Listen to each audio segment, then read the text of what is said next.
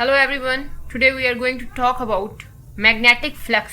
तो इससे पहले हमने इलेक्ट्रोमैग्नेटिज्म के बारे में हमने बहुत कुछ पढ़ा। 2 लेक्चर्स हम कवर कर चुके हैं। अगर आपने नहीं देखे तो आप काइंडली वो देख लें ताकि आपको ये वाला लेक्चर थोड़ा ज़्यादा अच्छी तरीके से समझ आए। अगर नहीं भी करते तो सिर्फ ये देखना है तो वो भी देख लो। तो सबसे पहले हम इसकी लफ्जी डेफिनेशन देखते हैं कि इलेक्ट्रोमैग्नेटिज्म में जो केस है उसमें मैग्नेटिक फ्लक्स होता क्या है। What is magnetic flux? तो the number of magnetic field lines passing per unit area place inside a field is called magnetic flux. ये इसकी डेफिनेशन हो गई। इसको डिनोट कैसे करते हैं? इसको डिनोट करते हैं फाई के साइन के साथ। और फाई जो होता है वो होता है dot product of B and A. मैंने आपको पिछले लेक्चर में बताया था कि बी जो है वो मैग्नेटिक फील्ड स्ट्रेंथ होती है और ए तो हमें पता है एरिया होता है। और बी और ए दोनों जो है वेक्टर क्वांटिटी होते हैं। अब आप सोच रहे होंगे कि एरिया तो वो स्केलर क्वांटिटी होता है, तो ऐसा नहीं है। एरिया भी वेक्टर क्वांटिटी ही है, लेकिन sometimes we count it in a scalar quantity. ऐसे केसेस होते हैं कुछ जिसमें हम इसको स्केलर के इक्वल ले लेते हैं। तो अब हम यूनिट ऑफ मैग्नेटिक फ्लक्स की बात करते हैं कि यूनिट ऑफ मैग्नेटिक फ्लक्स क्या है। तो मैग्नेटिक फ्लक्स को हम विबर से, इसका यूनिट है विबर, WEBER, जो कि इक्वल होता है टेस्ला और मीटर स्क्वायर के इक्वल। सही है। अब जरा हम इसकी डायग्राम देख लेते हैं कि इसकी डायग्राम किस तरह की है। तो एक तरफ नॉर्थ है और एक तरफ साउथ है। दरमियान में हमने अपनी जो है एक जो है ना पीस रख दिया एक, ठीक है, किसी भी किस्म का एक पीस रख दिया हमने एक, समझे।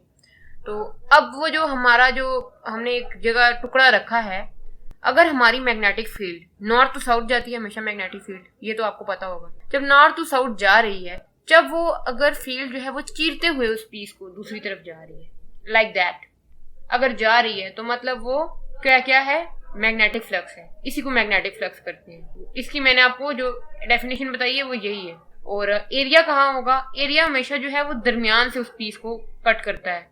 जो पीस का जो दरमियान सेंटर होता है उससे बिल्कुल स्ट्रेट की तरफ। तो यहाँ पर अब एरिया भी और मैग्नेटिक जो हमारी फील्ड लाइन है वो दोनों जो है हमारी एक ही तरफ जा रही हैं, एक ही डायरेक्शन में जा रही हैं। तो हमारी इक्वेशन बन जाएगी phi is equals to BA cos theta. इसका इक्वेशन ऐसे ही होती है। इसको cos के केस में लेते हैं क्योंकि ये हम डॉट प्रोडक्ट कर रहे हैं। डॉट प्रोडक्ट में मैंने आपको बताया कि phi को डॉट प्रोडक्ट से डिनोट करते हैं, क्रॉस प्रोडक्ट से नहीं करते। अगर क्रॉस से करते होते तो साइन थीटा लेते। डॉट से लेते हैं और जो हमारा एंगल इस केस में होगा वो 0 होगा। और cos जब 0 होता है तो तब क्या होता है, हमारा मैग्नेटिक फ्लक्स मैक्सिमम हो जाता है जब हमारा कॉस जो है वो 0 होता है। और अब मिनिमम कहाँ पर होगा? मिनिमम वहां पर होगा जब हमारा जो फॉर एग्जांपल हमारी एक साइड पे नॉर्थ है, उसी तरह एक साइड पे साउथ है, और हमने जो है इस दफा अपना जो पीस है वो दूसरी तरह से इस तरह से कुछ प्लेस कर दिया है। तो मैंने आपको बताया हमारी जो मैग्नेटिक फील्ड है वो तो उसी तरह से जाएगी नॉर्थ टू साउथ। उसकी डायरेक्शन तो हम चेंज नहीं कर सकते, लेकिन जो हमारी एरिया की डायरेक्शन है वो हमेशा उस पीस के सेंटर से एरिया जाता है, बिल्कुल ऊपर की तरफ चला जाएगा। तो ऊपर की तरफ चला जाएगा तो वो एक जो है 90 डिग्री का एंगल क्रिएट कर देंगे। जब 90 डिग्री हो जाएगा, cos 90 क्या होता है, 0 होता है। तो इस केस में हमारे पास मैग्नेटिक फ्लक्स जो है वो मिनिमम हो जाएगा। तो दोनों चीजें आपकी कवर हो गई यहाँ पर कि मैग्नेटिक फ्लक्स मैक्सिमम कब होता है और मिनिमम कब होता है। तो ये बेसिक हमारा मैग्नेटिक फ्लक्स का लेक्चर था।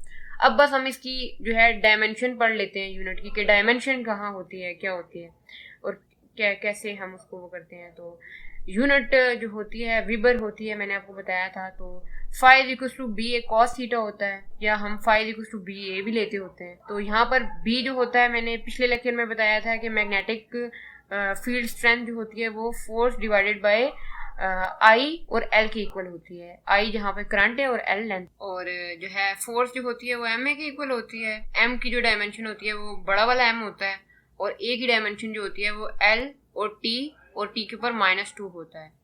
और दूसरी तरफ जो हमारे पास जो है हमारे पास क्या है, वो I है। I की जो डायमेंशन है वो A है, और जो हमारे पास L लेंथ है उसकी डायमेंशन बड़ा वाला L ही है। और ऊपर जो हमारे पास एरिया है, एरिया को हम लेंथ L बड़ा L और ऊपर स्क्वायर से डिनोट। और बस सिंपल जो है हम फिर उसको जो है ऊपर ले जाएंगे, कट कर देंगे, और हमारे पास जो है phi की डायमेंशन आ जाएगी M L का स्क्वायर, T का -2, A का -1। ये हमारी डायमेंशन है मैग्नेटिक फ्लक्स की। और यहाँ पर हमारा टॉपिक खत्म होता है।